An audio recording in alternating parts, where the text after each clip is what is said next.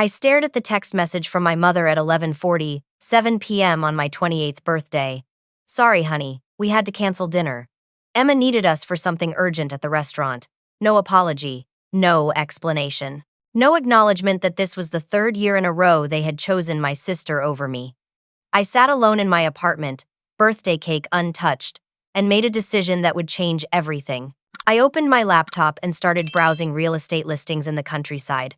Growing up as the older sister, I thought the favoritism would eventually balance out. I was wrong.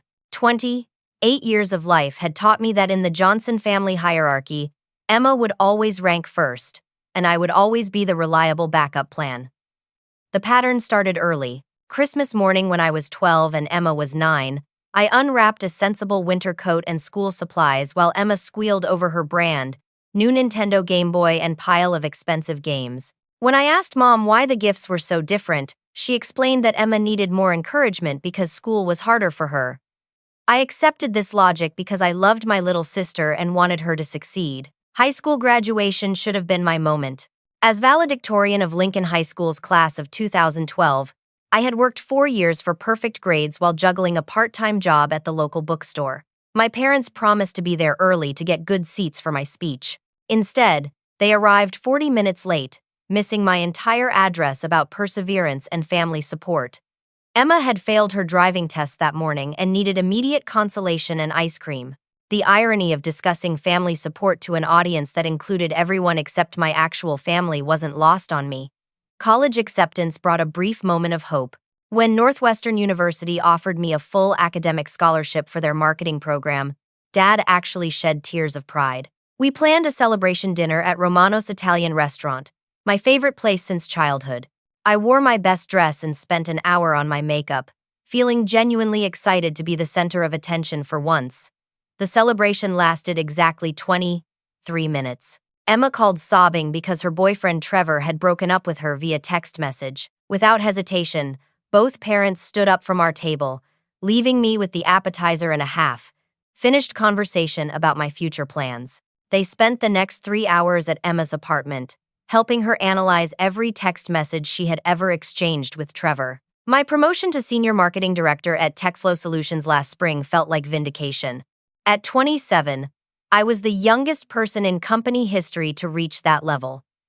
The promotion came with a 40% salary increase and a corner office overlooking downtown Chicago. I planned a small dinner party at my apartment to celebrate with family and close friends. Carol and David Johnson arrived an hour late because Emma needed help moving furniture in her new apartment. They stayed for exactly 38 minutes before Emma called again, claiming she couldn't figure out how to connect her internet router. They left my celebration to spend the evening setting up Emma's Wi-Fi and ordering pizza while she complained about her landlord's unreasonable deposit requirements. The favoritism wasn't just about attention. Money flowed toward Emma like water finding the lowest point. When she wanted to start a photography business at 22, our parents contributed $8,000 for equipment and marketing materials. The business folded within 6 months when Emma decided that waking up early for sunrise shoots was bad for her mental health. Her next venture involved making artisanal jewelry. Another $5,000 disappeared into supplies, booth rental fees, and a website that never launched because Emma couldn't decide on the perfect font for her logo. The jewelry supplies still sit untouched in boxes in our parents' garage. Meanwhile, I funded my entire college education through scholarships, part-time jobs, and careful budgeting. When I wanted to take a summer abroad program to study international marketing in London, I worked double shifts at 3 different jobs to afford it. No family contributions were offered or expected. The most painful part wasn't the money. It was the complete lack of curiosity about my achievements. When I closed the largest client deal in TechFlow's history, bringing in a $2.3 million account, my parents responded to the news with polite congratulations before immediately shifting conversation to Emma's latest pottery class enrollment. But last month, I discovered something that changed everything. During coffee with Mrs. Henderson, our longtime family friend and neighbor, she made an innocent comment that shattered my understanding of our family dynamics. "It's amazing how Emma always seems to have emergencies right when you're having important moments," Mrs. Henderson said, stirring sugar into her latte. "Last year at your housewarming party, She called with that panic attack right when you were showing everyone your new place. And the year before, when you got that big promotion, she had that sudden crisis with her roommate on the exact same day. Mrs. Henderson's words echoed in my head for days. I started paying closer attention to the timing of Emma's emergencies. They weren't random occurrences. They were precisely calculated interruptions. I began keeping track. Emma's food poisoning coincided with my company's award ceremony where I received recognition for outstanding performance. Her car breaking down happened during my birthday dinner last year. Her friendship drama crisis occurred on the same evening I had planned to announce my engagement to Jake, my boyfriend of 2 years. The engagement announcement never happened. Jake and I broke up 3 months later when he pointed out that my family treated me like an afterthought. He was right, but I wasn't ready to admit it then. The discovery that Emma was deliberately sabotaging my moments felt like a punch to the chest, but it also explained 28 years of feeling invisible in my own family. This wasn't accidental favoritism or unfortunate timing. It was calculated emotional manipulation, and I had been the target my entire life. Planning my 28th birthday felt different this time. After discovering Emma's pattern of sabotage, I decided to be strategic about protecting this day. I made plans weeks in advance, choosing a Tuesday evening when Emma typically worked late at the upscale restaurant, where she was attempting to learn the business side of hospitality. The Riverfront Grill had been my dream restaurant since moving to Chicago 5 years ago. Their Wednesday night special featured crusted salmon with roasted vegetables, and they had the perfect corner booth that overlooked the Chicago River. I made reservations for 4 people and specifically requested that booth, planning to surprise my parents with the elegant atmosphere. I bought a navy blue dress with delicate silver threading from Nordstrom, spending more than I usually would on clothing because this night mattered. The dress fit perfectly, highlighting the results of 6 months of consistent gym visits. My hair appointment at Salon Luxe resulted in soft waves that framed my face beautifully. For the first time in months, I felt genuinely excited about spending time with my family. The plan was simple. Carol and David would pick me up at 6:30. We'd arrive at the restaurant by 7, and we'd have 2 uninterrupted hours to talk about my life, my work, and my plans for the future. I had prepared conversation topics about my recent projects at TechFlow and my ideas for eventually starting my own marketing consultancy. At 6:15, I was applying lipstick when my phone buzzed with a text message from Mom. Running a few minutes late. Emma needs us for something urgent at the restaurant. Be there by 7:15. I responded immediately. Is everything okay? Can it wait until tomorrow? The reply came 20 minutes later. Sorry, honey. This can't wait. Emma's meeting with potential investors fell through and she's having a panic attack. We need to help her get home safely. My hands started shaking as I read the message. Emma had been talking about potential investors for her restaurant concept for months, but she had never mentioned scheduling meetings with them. The timing felt suspiciously convenient. I called Mom directly. The phone rang 4 times before going to voicemail. I tried Dad's number with the same result. They were clearly choosing to ignore my calls rather than explain Emma's sudden crisis. By 8 o'clock, I was still sitting alone in my apartment, fully dressed for a celebration that would never happen. I called the Riverfront Grill to cancel our reservation, apologizing to the hostess who had been holding our special table. The real blow came when I decided to drive past Emma's restaurant to see if there was actually an emergency. Bella Vista was a trendy spot in Lincoln Park where Emma had been working as a server while learning the industry from the ground up. From my car across the street, I could see through the large front windows into the dining room. There was no panic attack. There was no emergency.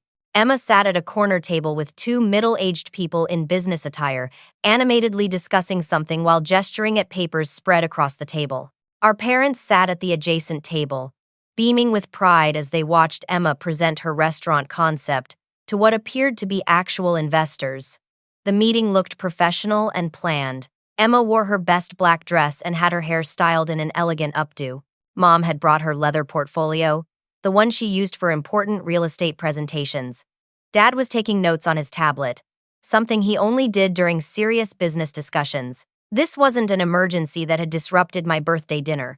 This was a carefully orchestrated business meeting that Emma had scheduled on my birthday, knowing our parents would choose her success over my celebration. I drove home and called Madison, my best friend since college. Madison Liu was one of the most successful young attorneys at Peterson, Marks and Associates, specializing in family law. She had witnessed years of my family's favoritism and had never hesitated to point out the dysfunction. "Tell me you're not surprised," Madison said after I explained the evening's events. "Kayla, your sister has been doing this for years, and your parents enable it every single time. When are you going to stop expecting them to change?" Madison was right, but the conversation took a turn that changed everything. She asked about my finances, specifically whether I had given my parents access to any of my accounts for emergencies. I had. 3 years ago, when Dad had a brief health scare and needed quick access to funds for medical bills, I added both parents to my emergency savings account. The health scare turned out to be minor, but I never removed their access because I trusted them to only use it for genuine emergencies. Madison insisted we check the account immediately. We logged into my bank's website using my laptop. And the truth was devastating. Over the past 18 months, there had been 6 withdrawals totaling $25,000. Each withdrawal was labeled as family emergency assistance in my parents' neat handwriting on the bank forms. The dates of the withdrawals corresponded perfectly with Emma's various business ventures and personal crises. $5,000 for her photography equipment. $3,000 when her roommate moved out and left her responsible for the full rent. $4,000 for her car repairs after she crashed into a fire hydrant while texting. $8,000 for what was labeled Emma's restaurant down payment fund. Another $5,000 for Emma's business legal fees. $25,000 of my money had funded Emma's lifestyle and failed business attempts without my knowledge or permission.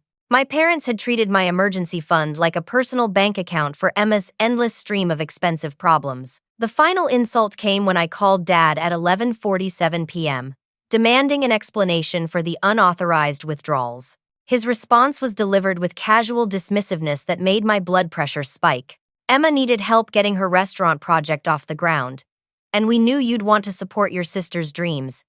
You make good money now, so we figured you wouldn't miss it. Emma's success benefits the whole family." The assumption that Emma's success was more important than my financial security, combined with the total lack of permission or even notification about the withdrawals, crystallized everything I had been feeling for 28 years. I was viewed as a resource to be exploited for Emma's benefit, not as a person whose consent mattered.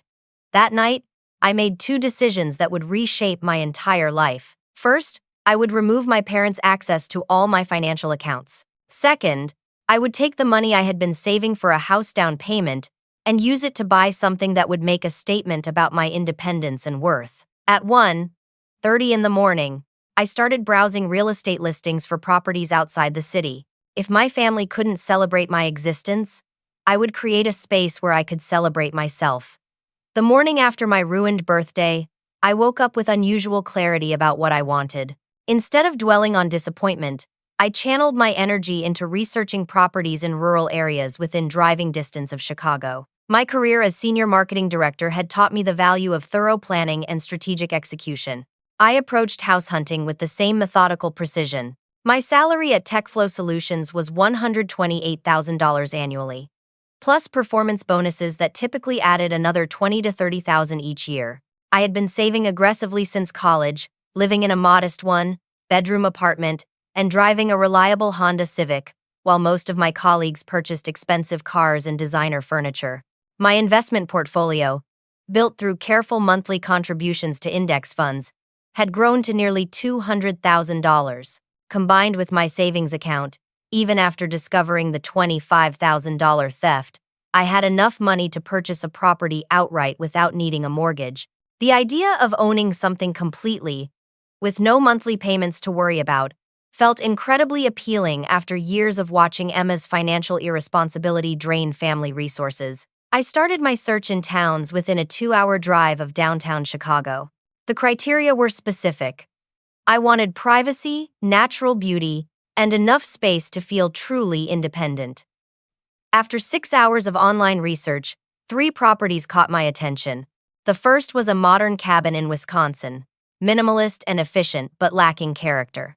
The second was a renovated farmhouse in Indiana with stunning architecture but too much land to maintain alone. The third property made my heart skip when I saw the listing photos. Located in Millbrook Valley, Illinois, The house sat on 5 acres of rolling meadows surrounded by mature oak trees. Built in 1947 and carefully maintained by its previous owners, it combined vintage charm with modern conveniences. 3 bedrooms, 2 bathrooms, a stone fireplace in the living room, and a kitchen with original hardwood floors and updated appliances. What captured my imagination was the wraparound porch that faced west toward a small pond, perfect for watching sunsets. The listing mentioned a vegetable garden, a workshop space in the converted barn, and enough parking for multiple vehicles. The asking price was $175,000, which seemed remarkably affordable for such a unique property. I called the listing agent, Ryan Torres, at 9:15 that morning. His voice was warm and professional, with the kind of Midwestern friendliness that immediately put me at ease.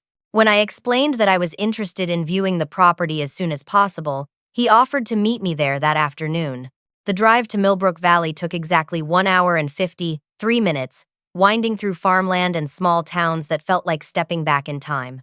I had always lived in cities or suburbs, but something about the open spaces and slower pace appealed to me in ways I hadn't expected. Ryan Torres turned out to be a tall man in his early 40s with graying hair and genuinely kind eyes. He had been selling real estate in the area for 15 years and clearly loved helping people find their perfect homes. As we walked through the property, he shared stories about the previous owners and the community without the pushy sales tactics I had experienced with city realtors. The house exceeded my expectations in every way. Sunlight streamed through large windows in the living room, highlighting the beautiful grain of the original wooden floors. The kitchen had been updated with granite countertops and stainless steel appliances, but retained the cozy atmosphere of a country home. Each bedroom was spacious and bright, with views of the surrounding meadows. But it was the master bedroom that sealed my decision.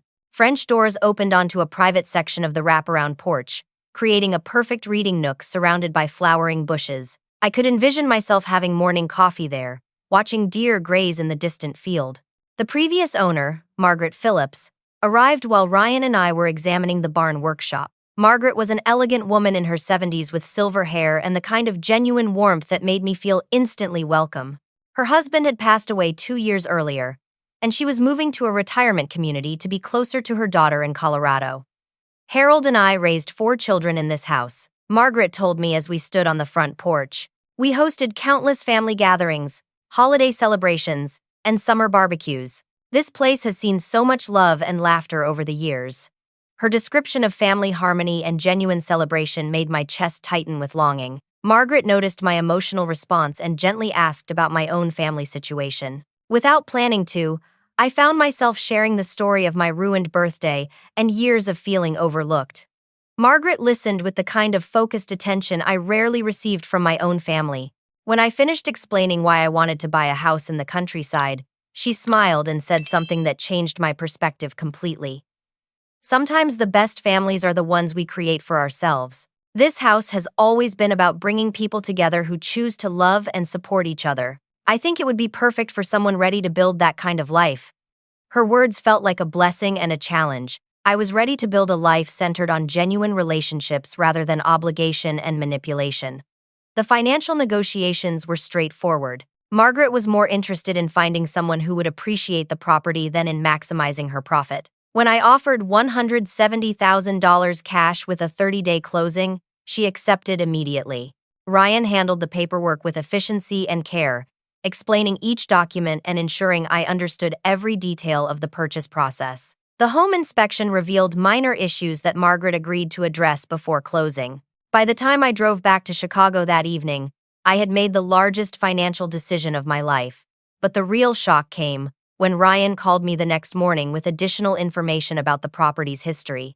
During his research for the closing documents, he had discovered something that explained why the house felt so familiar and emotionally significant. According to county records, the property had originally been purchased in 1946 by Harold and Dorothy Johnson, my father's parents. Dorothy was my grandmother, who had died when I was 8 years old.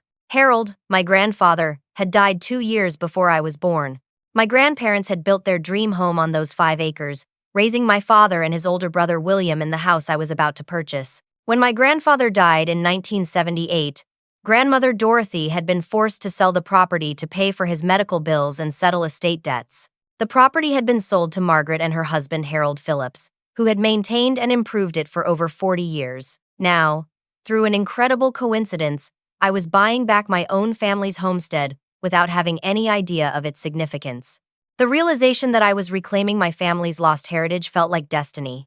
My grandparents' dream home would become my sanctuary, a place where I could build the kind of family life based on mutual respect and genuine love that I had always craved.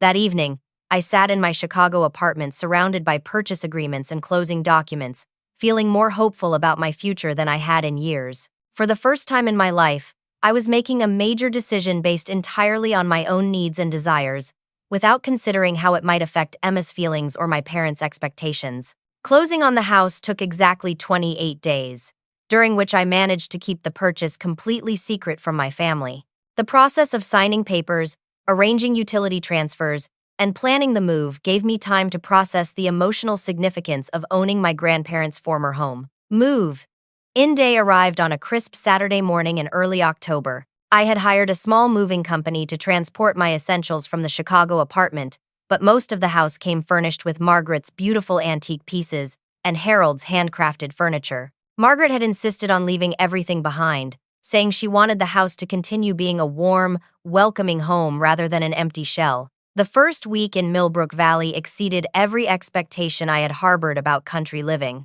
I worked remotely 3 days per week, commuting to TechFlow's Chicago office only when necessary for meetings or presentations. The quiet mornings on the wraparound porch with my coffee became sacred time for planning projects and reflecting on my goals. Margaret had left detailed instructions for maintaining the vegetable garden, which was flourishing with late-season tomatoes, squash, and herbs. Learning to harvest and prepare food I had grown myself felt deeply satisfying in ways that surprised me. The simple act of cooking dinner with ingredients from my own garden represented a level of self-sufficiency I had never experienced. By the second weekend, I decided to document my new life with a photography session around the property. The autumn light was perfect for capturing the golden meadows, the pond reflecting orange and red maple leaves, and the house itself glowing warmly in the afternoon sun. I spent Saturday morning taking dozens of photos, selecting the best shots that showcased both the natural beauty of the landscape and the cozy charm of the house interior. The images captured something I hadn't expected to see in my own face: genuine contentment and peace. Sunday evening, I carefully crafted a social media post that would share my joy without revealing the family drama that had led to this decision. The caption read, "Sometimes the best gift you can give yourself is exactly what your heart needs. Introducing my new home in beautiful Millbrook Valley, the best gift for myself." I posted the photos on Instagram, Facebook, and Twitter simultaneously, choosing my favorite image of the sunset view from the front porch as the lead photo. The response was immediate and overwhelming. Within an hour, the post had received over 50 likes and a dozen comments from friends, colleagues, and extended family members. Madison's comment appeared first. "Absolutely stunning. You deserve every bit of this happiness," followed by multiple fire and heart emojis. College friends began sharing their own stories of life changes and bold decisions in the comments. Sarah from my sorority wrote about her recent decision to leave corporate law for nonprofit work. James from my marketing classes shared his experience starting his own consulting firm. The post seemed to inspire people to reflect on their own courage to pursue authenticity. But the comments that surprised me most came from extended family members I rarely heard from. My cousin Beth, Uncle William's daughter, whom I hadn't spoken to in 3 years, wrote, "This is incredible, Kayla. Grandma Dorothy would be so proud to see you living on the family land again. Dad and I have been wondering when someone would reclaim that special place." Beth's comment revealed that Uncle William, my father's estranged older brother, knew about the property's family history. Other relatives began chiming in with memories of visiting my grandparents at that exact house during family reunions in the 1970s and 80s. Aunt Susan, my father's sister who lived in California, shared a long comment about childhood holidays at the farm and how Grandma Dorothy had always said the land would eventually find its way back to the family when the time was right. Her comment included details about the property that my father had never shared with me, including the location of a family cemetery plot in the oak grove behind the pond. By Monday evening, the post had been shared over 200 times, and had generated nearly 300 comments. The engagement was unlike anything I had ever experienced on social media. Friends were tagging other friends, sharing the images as inspiration for their own life changes, and asking detailed questions about the house hunting process and country living. The viral nature of the post attracted attention from people I had never met. Lifestyle bloggers began following my account and asking permission to feature my story in articles about millennial homeownership and rural living trends. A local news producer from Channel 7 in Chicago reached out through direct message, requesting an interview for their weekly Success Stories segment. The news interview opportunity felt like validation of my decision in ways I hadn't anticipated. Sarah Martinez, the producer, explained that they were featuring young professionals who had achieved significant milestones despite economic challenges. My story of saving money while working in tech and purchasing property outright at 28 fit perfectly with their series on financial responsibility and goal achievement. The interview was scheduled for the following Thursday at the house. Sarah would bring a small crew to film segments of me working in the garden, cooking in the kitchen, and relaxing on the front porch while discussing my career success and decision-making process. But the most unexpected response came from someone much closer to home. Late Tuesday night, I received a direct message from Emma's Instagram account that made my stomach drop. "Really, Kayla? You bought a house and didn't tell your own family? Mom and Dad are hurt and confused. We had to find out through social media like strangers. This is really selfish, especially when you know I'm working toward my restaurant goals and could use that kind of financial investment. We need to talk." Emma's message was followed immediately by a phone call from my mother that I chose not to answer. The voicemail she left was brief and stern. "Your father and I are coming over Wednesday evening to discuss your decision. We need to understand why you're making major life choices without consulting your family." The sense of peace and accomplishment I had been feeling for 2 weeks suddenly felt threatened by the familiar pattern of family guilt and obligation. But this time, something was different. The overwhelming support from friends, colleagues, and extended family had shown me what healthy relationships looked like. People who truly cared about my well-being were celebrating my success, not demanding explanations or criticizing my choices. I spent Tuesday night preparing for what I knew would be a difficult confrontation with my parents, but I also spent time reading through every comment and message from people who had been inspired by my story. The contrast between the supportive responses from my broader community and the demanding, critical reaction from my immediate family made the dysfunction impossible to ignore. For the first time in my life, I had more people celebrating my success than criticizing it. The viral response to my house post had created a network of encouragement that insulated me from my family's disapproval. I finally understood what it felt like to be surrounded by people who wanted me to succeed, rather than people who needed me to diminish myself for their comfort. Wednesday afternoon, I spent extra time preparing the house for my parents' visit. Not because I wanted to impress them, but because I needed the physical activity of cleaning and organizing to manage my anxiety about the impending confrontation. The country house had become my sanctuary, a place where I felt completely at peace. Having Carol and David invade that space felt like a violation, but I knew the conversation needed to happen somewhere I could control the environment and maintain my composure. At 5:30, I heard the familiar sound of Dad's sedan pulling into the gravel driveway. Through the front window, I watched both parents sit in the car for several minutes, clearly having a heated discussion before approaching the house. Carol emerged first, her expression set in the determined frown she wore when preparing for battle. They knocked on the front door despite having my address, which struck me as oddly formal considering they had let themselves into my Chicago apartment just weeks earlier. I opened the door to find them standing stiffly on the wraparound porch, looking around the property with expressions I couldn't quite interpret. "Nice place," Dad said, but his tone suggested the opposite. "Must have cost a fortune." Carol brushed past me into the living room without invitation, her eyes scanning the furniture and decor with the critical assessment she typically reserved for real estate evaluations. "This is way too much house for one person, Kayla. It's impractical and irresponsible." I offered them coffee or water, trying to maintain politeness despite the immediate criticism. They both declined refreshments and positioned themselves on the antique sofa that had belonged to Margaret, looking deeply uncomfortable in the cozy, warm atmosphere I had grown to love. "We need to talk about your recent decisions," Mom began, pulling out a folder from her purse. "Your father and I have been discussing your situation, and we're concerned about your judgment." The folder contained printouts of my social media posts, including comments from friends and extended family members. Carol had apparently spent considerable time researching my online presence and the responses to my house announcement. Emma is devastated that you made such a major purchase without considering how it affects the family, Dad said, his voice carrying the gentle disappointment that had always been more painful than direct anger. She's been working toward opening her restaurant, and this money could have helped her secure a proper location. The assumption that my money should be available for Emma's business ventures felt both familiar and infuriating. I had spent years watching my achievements become secondary to Emma's needs, but now they were explicitly demanding I sacrifice my financial security for her uncertain business prospects. Emma doesn't have any claim to my money or my decisions, I replied, keeping my voice calm and steady. I worked and saved for years to afford this house.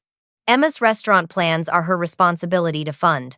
Carol's reaction was immediate and vicious. That's an incredibly selfish attitude, Kayla. Family means supporting each other's dreams and success. Emma is trying to build something meaningful with her life, while you're hiding away in the middle of nowhere playing house. The phrase playing house revealed exactly how my parents viewed my accomplishment. Purchasing property, creating a comfortable home, and building a stable life were dismissed as childish games compared to Emma's endless cycle of failed business ventures. Emma has had 5 different business ideas in the past 3 years, I said, feeling my composure beginning to crack. None of them have succeeded, and all of them have required financial support from you and apparently from my savings account without my permission. Dad's face flushed red at the mention of the unauthorized withdrawals. That money was for family emergencies, and Emma's situations qualified as emergencies. You would have wanted us to help her if you had been properly consulted. The circular logic was breathtaking. They had stolen my money to fund Emma's lifestyle, but claimed I would have approved if they had asked permission. The fact that they never asked permission proved they knew I would have refused. $25,000 disappeared from my emergency fund without my knowledge, I continued, standing up to pace near the fireplace. That money was for actual emergencies, not for Emma's business experiments and personal crises. Carol's expression shifted from defensive to openly hostile. Emma needs more support than you do because her path is more challenging. You have a stable job and clear direction. Emma is creative and sensitive, which means she needs more help navigating setbacks. The familiar narrative of Emma's special needs requiring extra resources while my stability meant I should receive less support felt particularly ridiculous in the context of my own home. I was providing for myself completely while Emma continued to drain family resources at 25 years old. I need you to give this house to Emma, Carol said, finally revealing the real purpose of their visit. She needs a stable base of operations for her restaurant planning, and this location would be perfect for hosting potential investors and developing her concepts. The audacity of the demand left me speechless for several seconds. They wanted me to transfer ownership of my home, purchased with my own money, to my sister who had contributed nothing to the purchase and had no legal or moral claim to the property. Absolutely not, I said, my voice finally carrying the full force of my anger. This is my house, purchased with my money, and Emma has no right to it whatsoever. Dad tried a different approach, appealing to childhood loyalty and family obligation. Emma looks up to you, Kayla. She's always admired your success and stability. Helping her achieve her dreams would mean everything to her and would bring the family closer together. The manipulation was transparent but still painful. They were asking me to sacrifice my home and financial security to enable Emma's continued irresponsibility, framing the request as an act of love rather than exploitation. At that moment, Madison's car pulled into the driveway. I had asked her to come as moral support, knowing the conversation would be difficult. Through the window, I could see her gathering her briefcase and laptop, prepared for whatever legal complications might arise. Who is that? Carol asked, her tone suspicious. My lawyer, I replied, opening the front door to welcome Madison into the house. Madison Liu entered with the professional confidence that had made her so successful in family law. She greeted my parents politely but coolly, setting her briefcase on the coffee table and pulling out documents I hadn't expected her to bring. Mrs. and Mr. Johnson, Madison said, I've been reviewing some financial irregularities that Kayla discovered recently. We need to discuss the unauthorized withdrawals from her emergency fund and the forged signatures on several bank documents. The color drained from both parents' faces as Madison spread bank records and signature verification forms across the coffee table. During the past week, she had been quietly investigating the extent of my parents' financial misconduct. Emma has been using Kayla's credit cards for personal expenses, Madison continued, her voice professionally neutral but carrying unmistakable legal authority. She's also forged Kayla's signature on credit applications and rental agreements. This constitutes identity theft and fraud. Carol's composure finally cracked completely. Emma was desperate. Her roommate situation fell apart, and she needed temporary help with expenses. Kayla has always been the stable one who could handle these kinds of problems. The admission that Emma had been systematically stealing from me was delivered as justification rather than apology. Carol seemed genuinely confused about why financial crimes committed by Emma should be treated as criminal behavior rather than family support. Madison pulled out additional documents showing the full scope of Emma's theft: credit card charges for luxury items, cash advances, and even attempts to open new accounts using my social security number. The total amount exceeded $35,000 when combined with the bank account withdrawals. "You need to leave," I said, standing up and walking toward the front door. "This conversation is over, and I want you out of my house immediately." Dad made one final attempt at emotional manipulation. "Kayla, we're your family, we love you, and we're trying to help you understand what's really important. Money and houses don't matter as much as family relationships." The irony of his statement was staggering. They had spent years prioritizing Emma's financial needs over my emotional needs, and now they wanted to lecture me about the importance of relationships over money. "Family relationships are built on respect and honesty," I replied, opening the front door. "You've shown me neither.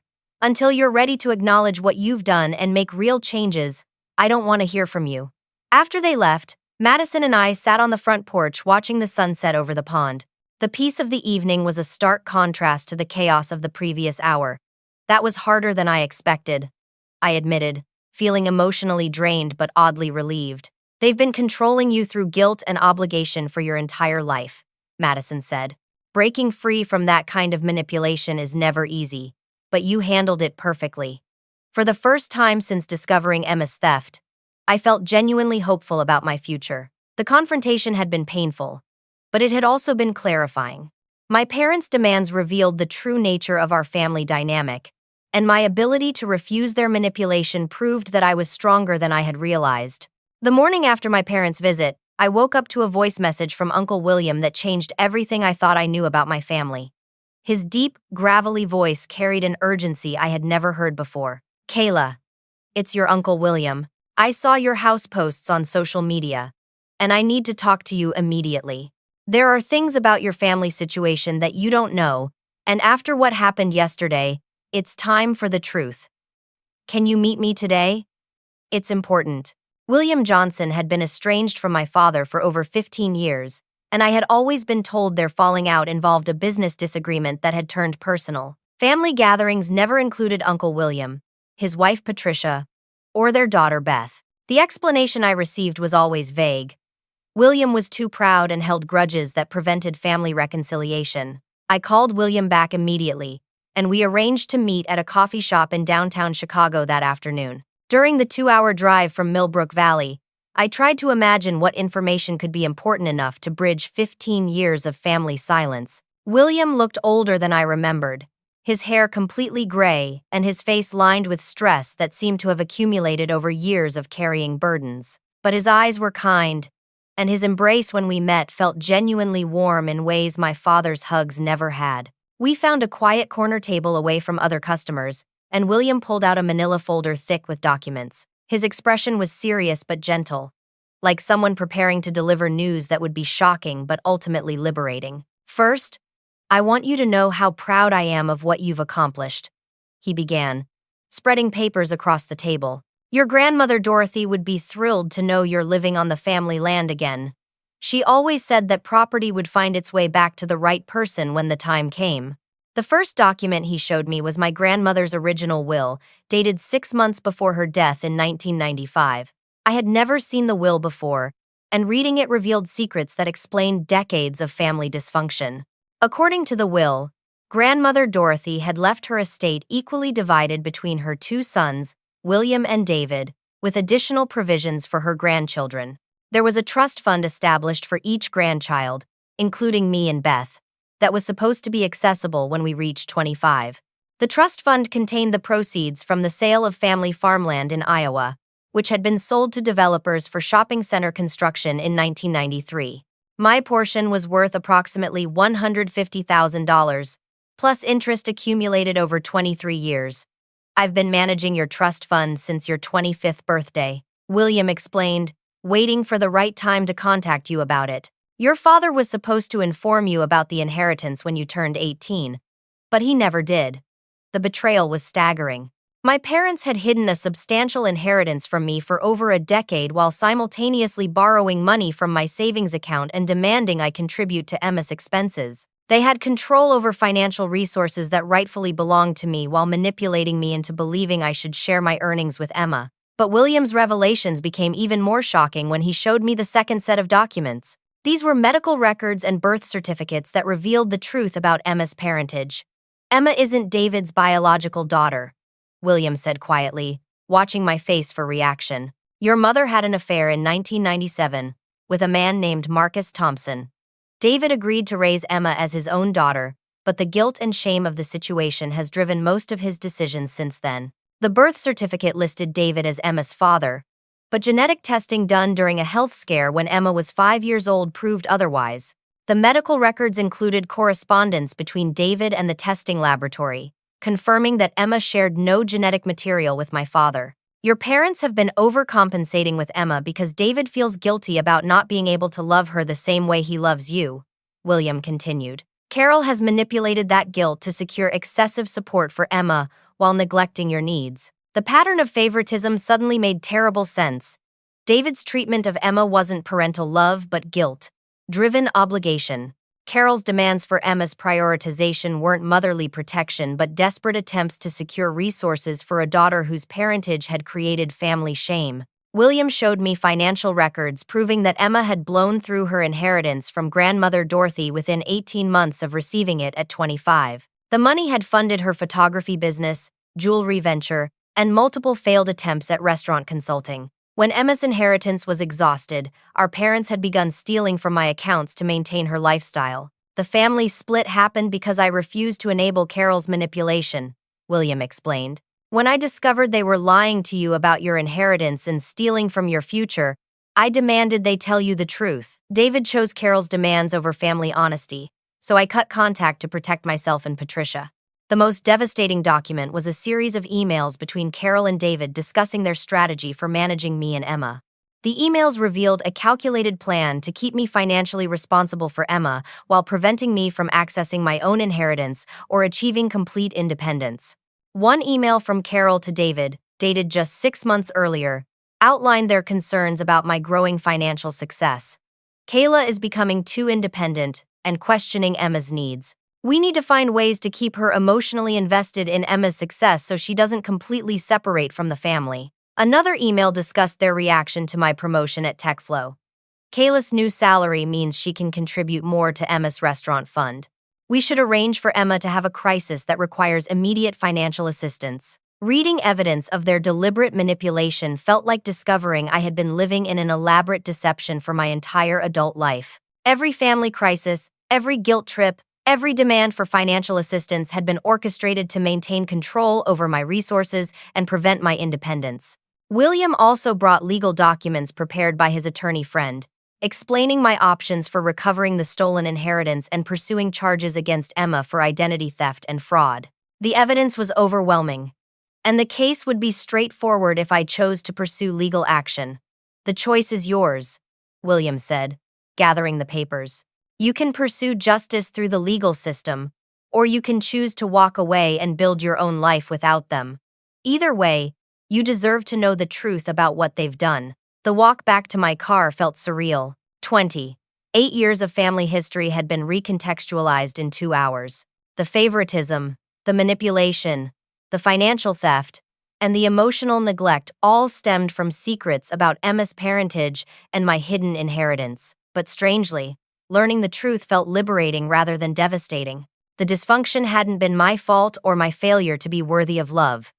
It had been the result of my parents' deliberate choices to prioritize lies and manipulation over honesty and fairness.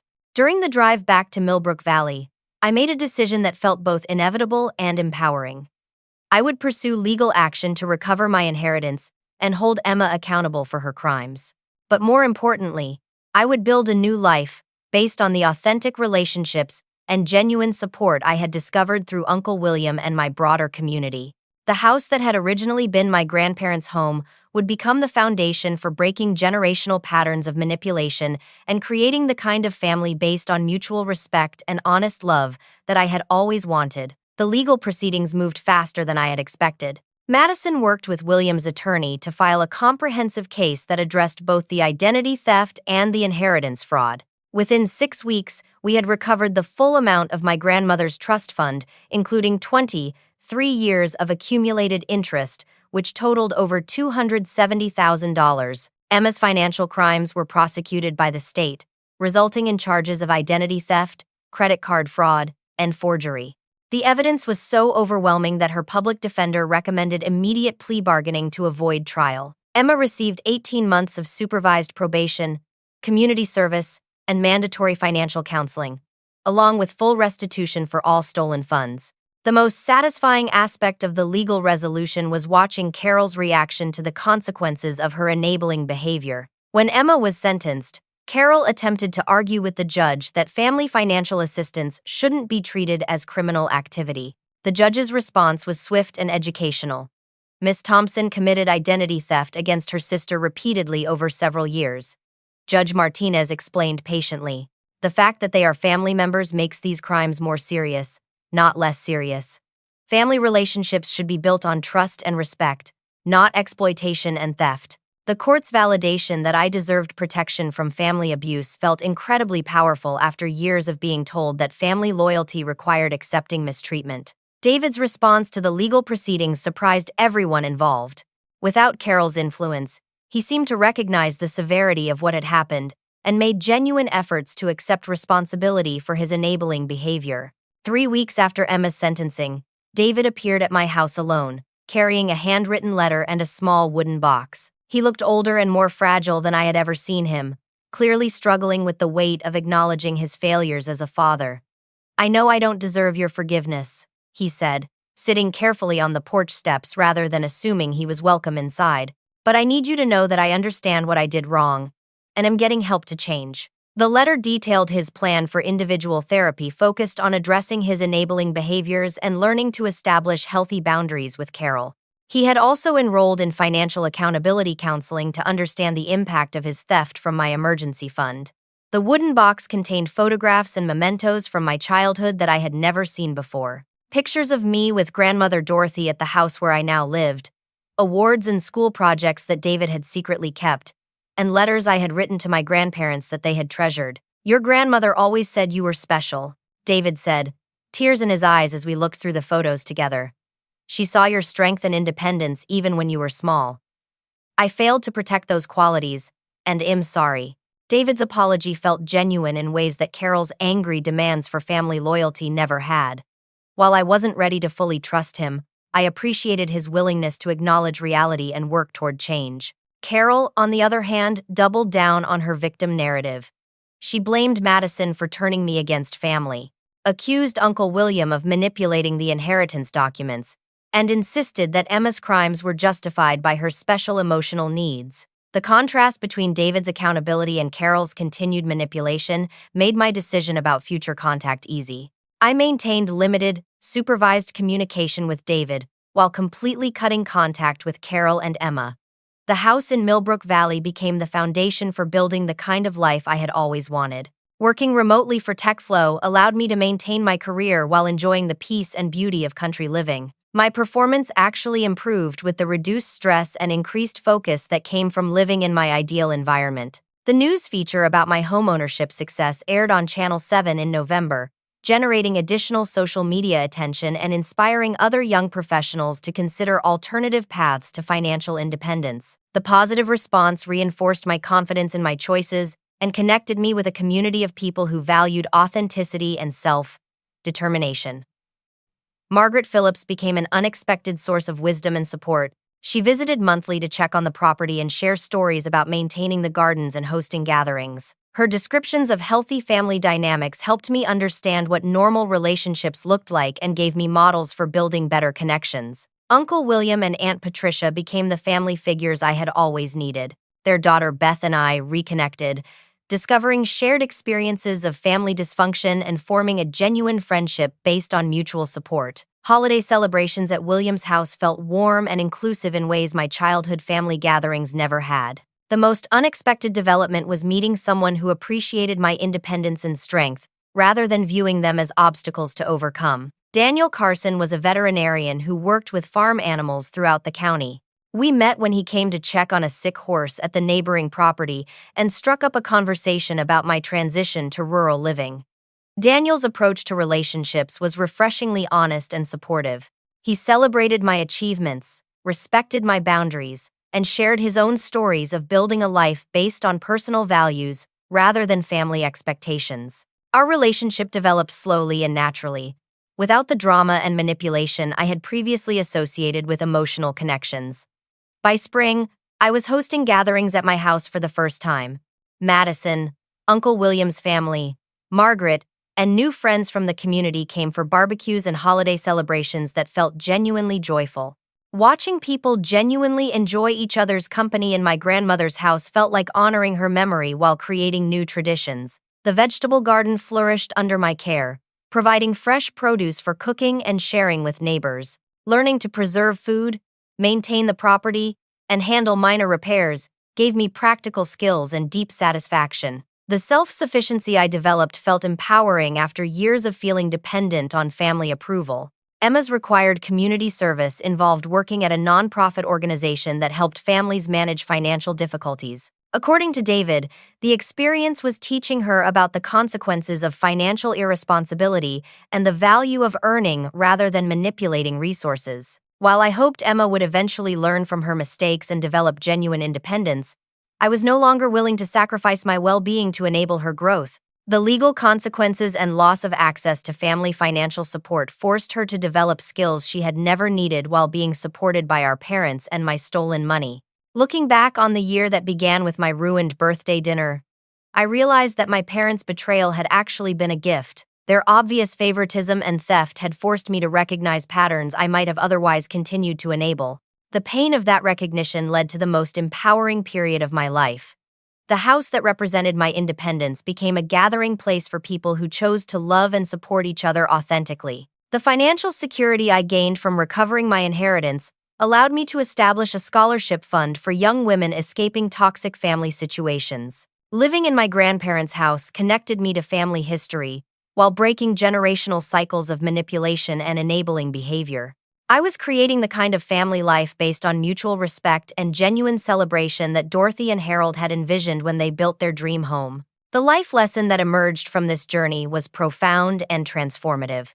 Family is not defined by blood alone, but by those who choose to love, support, and celebrate your authentic self.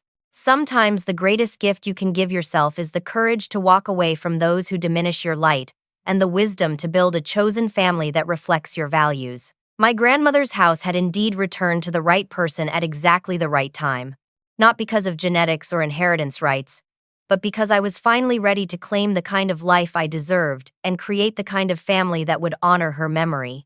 Have you ever had to make a difficult decision to protect your own well-being, even when family members didn't understand or support your choice? I'd love to hear your thoughts in the comments about how you found the courage to prioritize your own needs and build healthier relationships. Please like this story if it resonated with you. Subscribe for more stories about overcoming family challenges, and share this with someone who might need to hear that they deserve better treatment from the people closest to them. Thank you for listening to my story, and I hope it helps you remember that you are worthy of genuine love, respect, and celebration exactly as you are.